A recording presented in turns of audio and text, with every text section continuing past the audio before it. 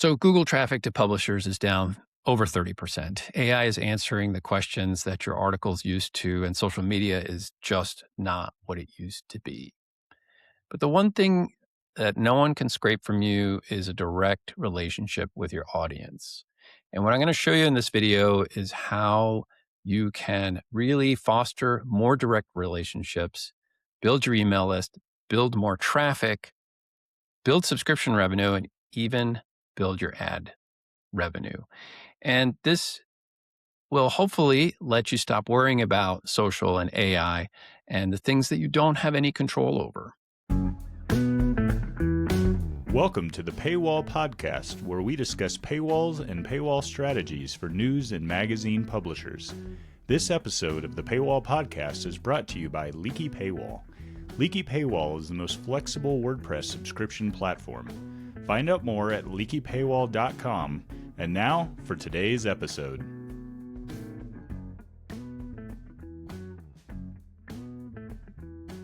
If you're watching this on YouTube, you'll see that I have the Publisher's AI Survival Guide up. This is a report that I just recently finished. I spent months on it. I worked with hundreds of publishers over years to figure out what kind of a system actually lets publishers take control and grow everything in their business. And the result is something we call the Publisher Flywheel. And what I'm going to do today is I'm going to show you with a live example, a live publication, how this flywheel works, why it works, and how you can get started to getting it to work for your publication. You're probably doing some of the things in this flywheel, but we're really going to focus and make sure all the levers are pulled. If you head over to publisherrevenue.com, you can grab this study for free and check it out. You'll find a lot of data in there that we pulled from. This video is going to use exactly the data in this guide. Okay, let's get started. So the live publication we're going to look at is delivering results like this. Revenue is up, new free registrations, that means emails are up, and significantly. They started up just over a year ago and have really turned on the flywheel in order to grow. We'll take a look at them in a minute. Before we do that, I'm going to show you what this flywheel is all about.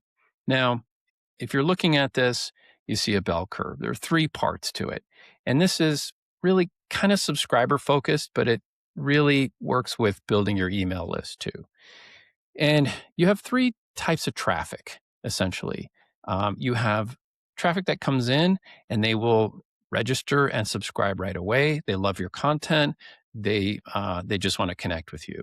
And then on the right side, you have random traffic that hits your website and will never subscribe. They'll never pay you. They'll never register. It's just stuff you have to ignore. And in the middle, we have this big opportunity here. And these are readers that will subscribe and interact with you with proper nurturing. And this is the opportunity that most publishers miss.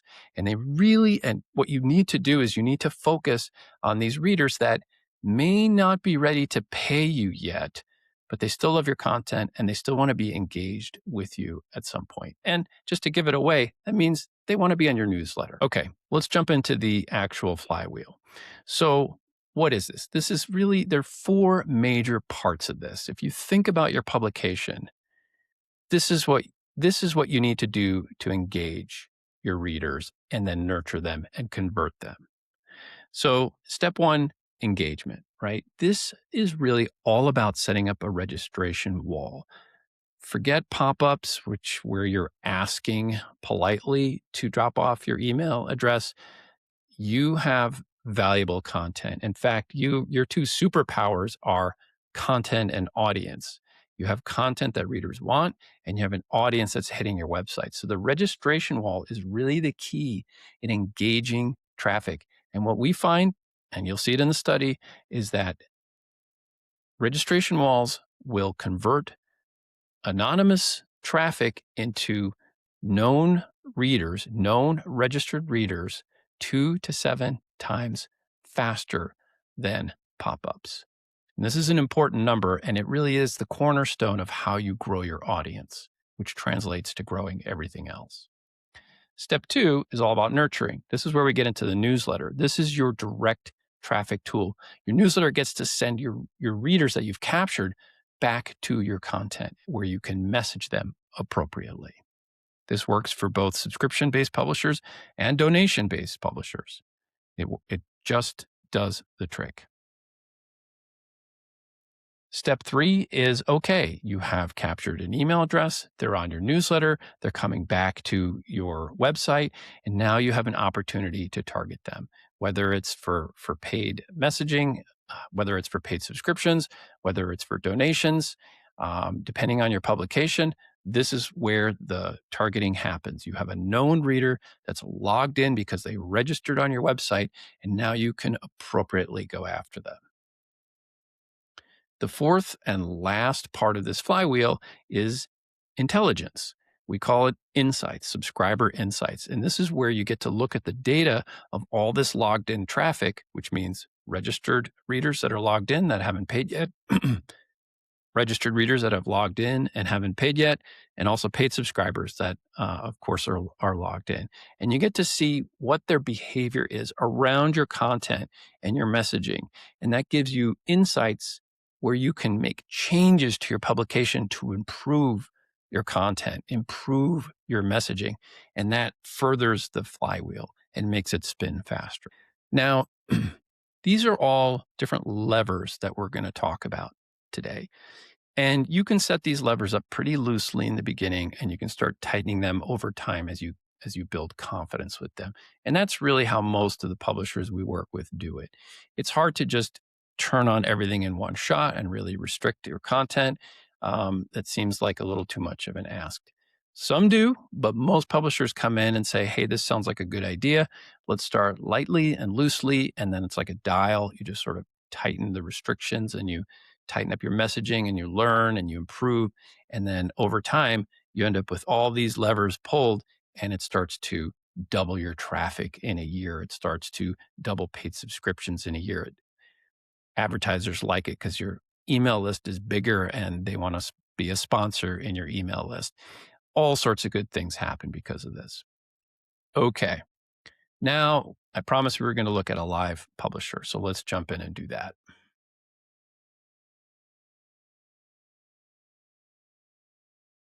Okay.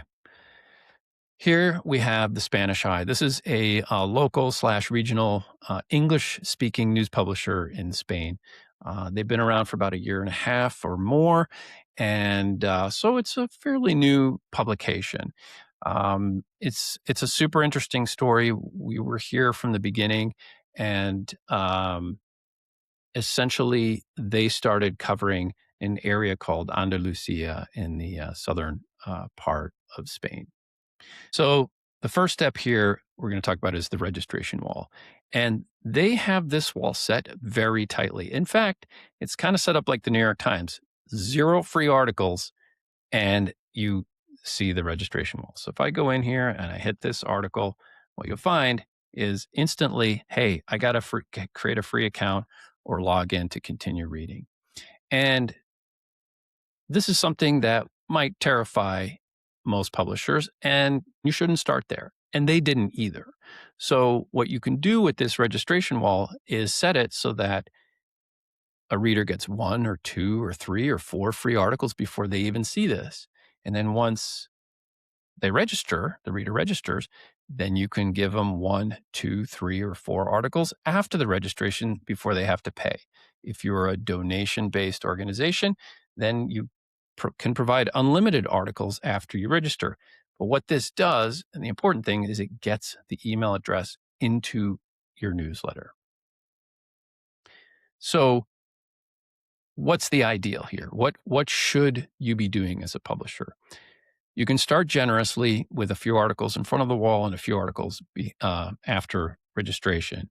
But ideally, you're going to want to get to 1 free article, then the registration wall pops, then maybe 1 or 2 free articles after that, depending on how much traffic you have.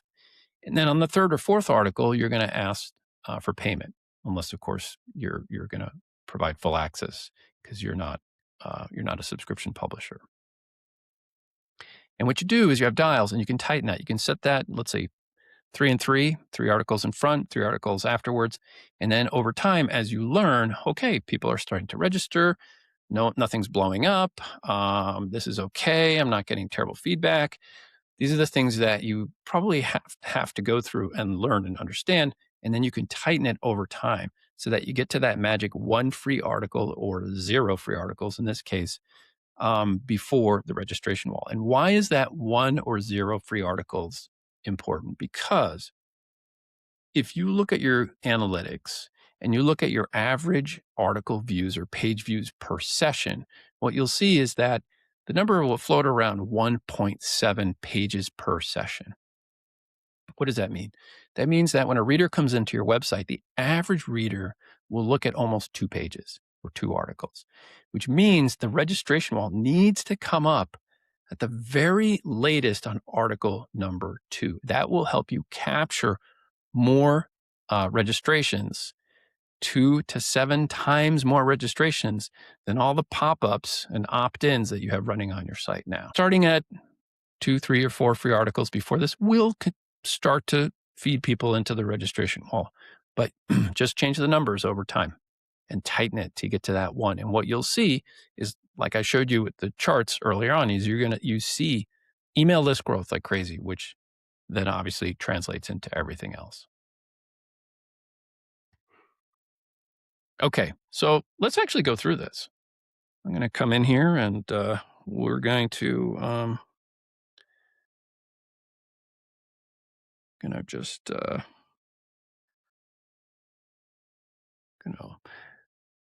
put my email address in here, and then we'll choose a password.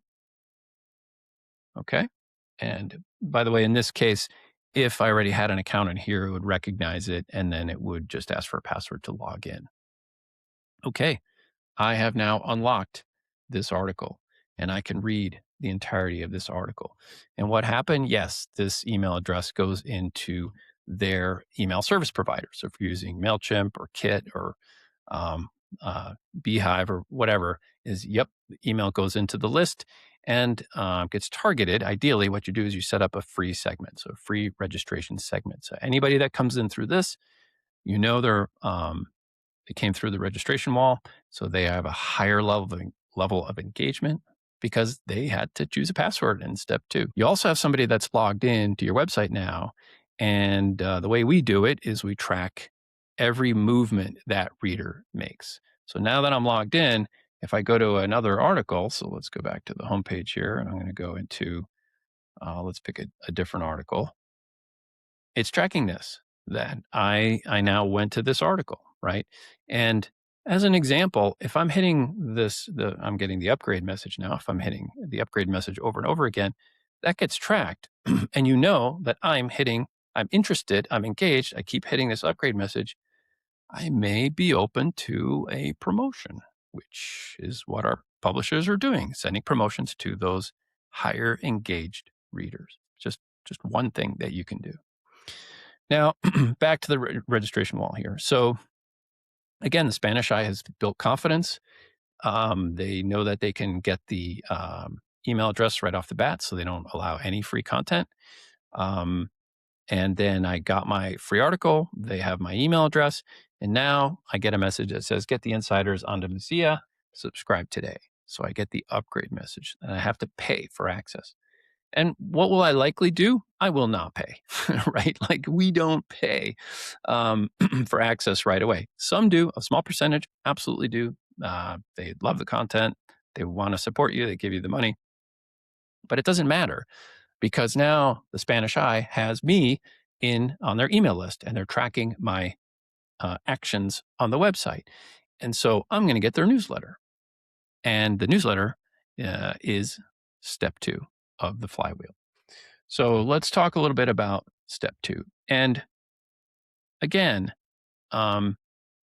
this registration wall, if you're going to do anything after listening to this today, this should be if you're not doing it, this is the number one thing you should be doing, is installing a registration wall. Okay, let's hop over to the newsletter in the flywheel. You can see it's step 2. This is the nurturing phase, right? So step 1, got the registration wall up. You're engaging readers. Step two, you start to nurture them with your newsletter. Newsletter is a super, super important part of your platform. It really is your product. If you think of it as a product and you really pay attention to it, you'll get great results from it. So, what does that mean? Well, first, you really have two lists, two main segments. You have your free registered reader segment. You probably have a free newsletter segment from that you've had in the past. And then you have your paid subscriber segment. And you need to keep those two separate. It's very easy to do, certainly with Leaky Paywall and I'm sure other platforms. And when somebody comes in from the registration wall, you need to get them on that free list, and your newsletter gets put to work. And you have two newsletters: the free newsletter that goes out to the free folks. You have the paid newsletter goes out to the paid list. The purpose of the free newsletter, if you're a subscription-based publisher or donation, is to sell the subscription or donation. That is the entire purpose of this newsletter. Yes, it will drive traffic back to your website where you have messaging that kicks in, and that's great. But you need to use the free list as the way to sell the subscription. So, and then the paid list, just finish, is you obviously don't have any, subscription promotion on that paid list. You might not have donation promotions as well, but that is a different newsletter, and you have opportunities with the paid list where you could add more content. You could add a more personal introduction in your newsletter. You could have archives. It could be or as simple as a second newsletter, like an early delivery newsletter. So, as an example, we have a publisher we work with that has a morning and an afternoon newsletter. Only paid subscribers get the afternoon newsletter. So, that's a premium benefit of a paid subscription. And it doesn't take any extra work. And it can be fully automated, right? You can set it up so that the morning newsletter goes out on a schedule, everything new gets published, and then the afternoon newsletter also goes out on a schedule, but only to paid subscribers, and it only pulls the new articles that were published that day. You don't have to do any work. You set it up, the automation runs, and you're golden. This works really, really well. It saves you a bunch of time. Okay. So here's the Spanish Eye, and here we have a personal welcome from subscribing that I just did, and then I'm just going to kind of hop into some past newsletters from a different account that also flows in here, and you'll see that it looks like a pretty standard newsletter. Here's the subscription messaging in the newsletter right in the middle, and then let's see what they have. We have some events, and then okay, so I'd say that there could be some more subscription messaging on the bottom here to really kind of flesh out the benefits of joining. Okay, so here's the newsletter. Now, one thing I just want you to notice here, if you're listening to this, is they send out the newsletter twice a day. There is a morning edition and there is an afternoon edition, and this is fully automated. So yes, you're touching for a news publisher, daily newsletter makes sense. For, let's say, a niche publisher or magazine publisher, you're probably talking 2 or 3 times per week, not once a month, not once every 2 weeks, but you need to get your cadence up. This is one of the mistakes that most publishers make, is they're not sending frequently enough. I think local news has gotten pretty good at it, but if you're in the niche space and you're in the magazine space, it's easy to kind of fall into okay, I'll do one every couple of weeks, which I hear about, maybe once a week, which is too low. And you also have archives available to bring forward during the week where you can pull a couple of articles from your newsletter every week, and archives, by the way, we've looked at this. They actually are treated as more valuable content. They get higher engagement, bigger click rates than the archive content does than the fresh content, which is super interesting. And of course, this is for evergreen content. Okay. So get your cadence up, automate it if you can, and get this engine going. Because if you think about it, and by the way, the data says that when publishers get on the right cadence, or news publishers are doing daily or twice daily, and niche publishers are running 2 or 3 times a week, is that conversions jump, engagement jumps. You want your brand to land in readers' mailboxes as frequently as possible. You want to keep your brand in the mailbox. And you might say, "Oh, geez, there's so much email out there, and I feel like a spammer and all that." Well, hang on a second.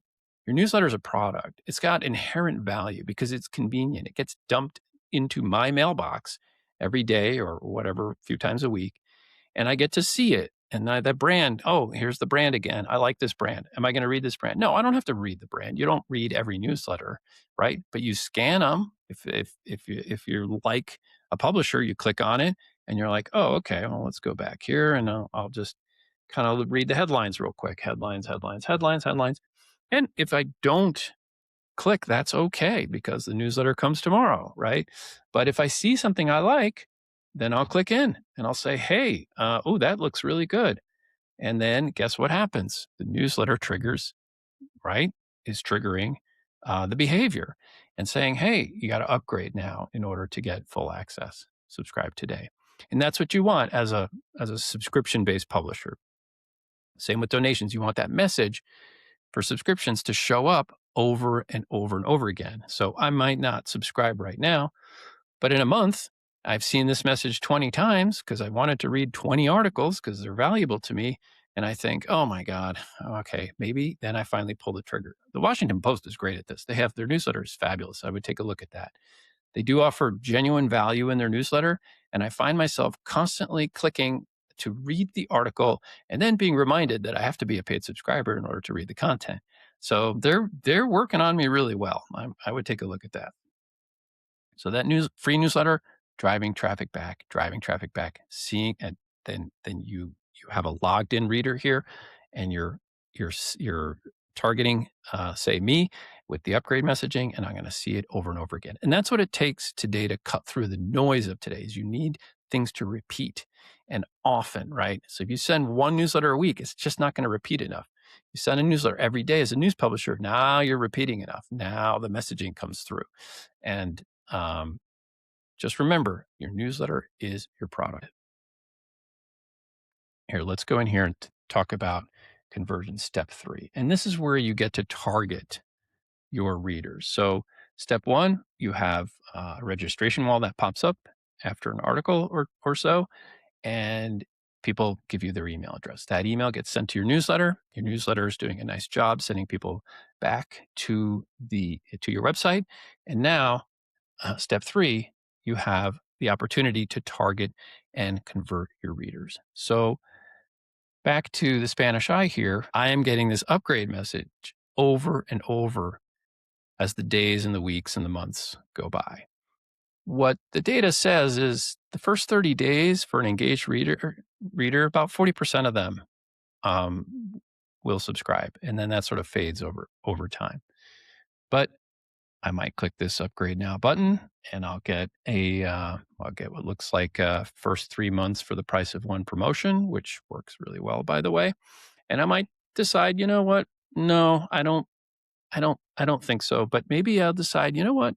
One day I'll be like, you know what? I think I need to support these guys, and I can start checking out. And the thing is, when you have a logged in free registered reader, you know when they're checking out. So on the insights, which I'm going to show you in a minute, you'll see that I started the checkout. If I abandon the checkout, which happens all the time, then you could actually follow up with me because I was logged in and because you know that I started the checkout. And that's what matters. Now, if you look at it from an advertising point of view, the ad networks are looking for, I should say not the ad networks, but the sponsors and advertisers are looking for a known audience to go after. So being logged in, you have a known audience that's growing. That's what sponsors and advertisers want. You have a bigger email list. They want to be not only on your website, but they also preferably want to be in your newsletter, because your newsletter is a direct sales engine that's landing inside people's inboxes. They don't have to go anywhere. It just shows up right in people's inbox. So we're targeting. Now, if I'm a donation-based publisher, and let's say the registration wall gives me full access to all the content, that's okay. I am still logged in, and I can, and you can target me as a registered reader that hasn't donated yet, right? And so you can see my behavior. You can look at engagement. You could say, oh, well, this person's looking at X number of articles, per week, or whatnot, and then send messaging through the website, or send an email campaign to the readers that are engaging in a big way. So you have the ability to target. You might accumulate data that says I like sports, and in the region. Great. Okay. Well, the messaging that shows up on the website might say something like "Get more sports." You have so much opportunity to really target the reader and and move the needle to get them to take the next step with you. Okay, let's go now to the final step, which is insights. Okay, so to repeat, we have the registration wall that pops up, grabs the email address. We have the newsletter that's firing those emails back to the website. We have targeting messaging that knows that these readers who's logged in, and sends them the appropriate messages in order to convert them to donation or paid subscription. And then the last thing is the information itself, the insights. So on the insights, you can connect with your readers directly because you can see how they're behaving on your site. You can see how your content is doing. When your free registered and paid readers are interacting with your content, these are your best readers. This is the data you need to pay attention to in order to produce better content every week. So let's take a quick look at some of the data here. And I'm going to share some intelligence. This is just a snippet of what we do with our insights, but you'll get an idea for it. And the idea is you want data that you can act on. So one that's very popular with our publishers is how many free readers are hitting the paywall. So if you're listening to this, basically looking at at 4 data points plus some a growth chart here as far as subscribers that have come in. And we are looking at data from the Spanish eye, just so you know. I've hidden all the numbers, so you can't tell what the numbers actually are, but you can see the growth. And so one of the things we do is we look at, okay, who's hit the paywall 3 times in the past 7 days, right? These are adjustable, but who's hit the paywall? Well, if I've hit the upgrade message 3 times in a week, I'm pretty engaged. I'm engaged enough that you might want to click the link and grab the list and send a promotion to anybody who's in the higher engaged level. Now, we also have the ability to automate this. So you can set up a standing promotion for those that are higher engaged, and then it's just hands off once it's set up. Another thing is, okay, what if readers are going quiet? So these are readers that in 30 days, they haven't done anything on your website. They haven't read an article. They haven't logged in. They haven't done anything, and they're going quiet, and for probably some valid reasons. But these are folks you can message with, maybe the hot content of the month to make sure that they re-engage. Failed payments is another thing. This is all part of churn reduction. Go after those that are failed. Again, we have an automation for this. So you can just set up email churn reduction campaign once, say, Stripe gives up on charging payments. And this is what the insights gives you. This is just kind of scratching the surface of it. There's a lot more data behind the scenes in terms of filtering and how to get your hands on what highly engaged people are doing, readers are doing, and lower engaged readers are doing. And what you can see with this bar chart is what's happened really since the early part of the year with a hard paywall, essentially, that the the subscriber growth has been very steady and good. And one thing that I do want to mention here after this insights is talk a little bit about AI blocking. I do get questions from that quite a bit. And I'd say the answer right now is at this point in time, there's still value from search, there's still value from social, and there's some value from AI insights that are sending you traffic. So you have traffic coming from different sources.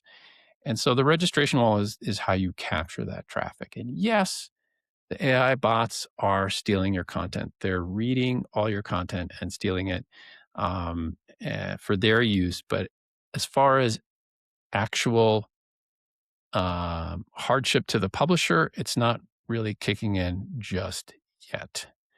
And I say yet very carefully. In a year, 2 or 3, I think things will be very different.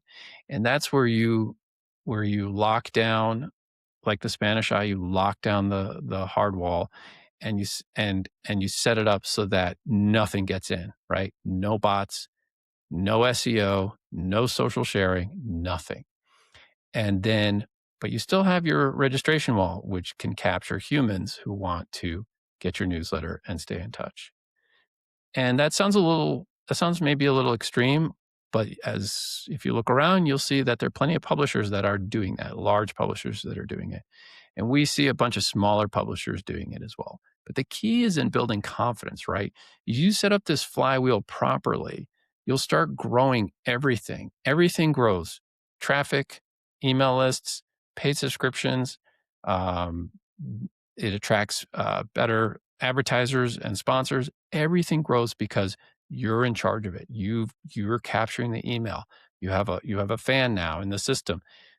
Even if they don't pay you or donate, they're still there. They're still, email is viral. They're sharing your emails to others who may subscribe or donate. And that's what's important, is you're controlling the engine and this flywheel that keeps growing as the registration wall captures, and as your newsletter sends, and as your messaging gets more and more discreet, and as your insights tell you what to do next. So yes, you can lock down over time when you're ready, when you've built the confidence. You start with a loose registration wall and then tighten it over time as you get confident with it. And then at some point, you do what some of these publishers do, is you say, okay, that's it. Keeping AI out, keeping everything out. And you have a big enough of a list, and you don't have to worry so much about search and social and all the platforms that are trying to keep the attention of your reader. And that's the job of social media and search now with AI overviews, is they are trying and doing a good job of just hanging on to the attention without releasing them to your site with your content that you've worked so hard to create. So let's just go back to the flywheel real quick and review this. Here we go. We have engagement. Yes, the registration wall. That sends the email to the newsletter. The newsletter fires all your content every day, a few times a week, back to that reader. The reader comes back to your website here or there. You know what they're doing because they're logged in. You're targeting them. You're getting the insights. You're getting the data that lets you make better decisions for your publication. That is the publisher flywheel. We've seen large regional news publishers more than double their traffic in a year with this method. We've seen small neighborhood, urban, local news sites grow their traffic in the 50% range in just 6 weeks. And Spanish Eye, which we've been talking about, their active users grew about 800% over 12 months. These are things that are actually working. And what you do need to do is kind of take a breath and get it done.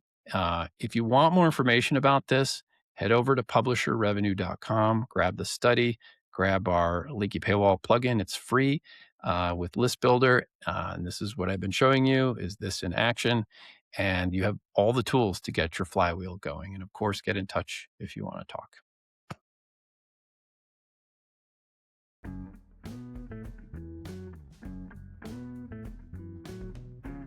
Thanks for listening to the Paywall Podcast. If you'd like to get in touch to discuss subscription strategy, go to leakypaywall.com. See you next time.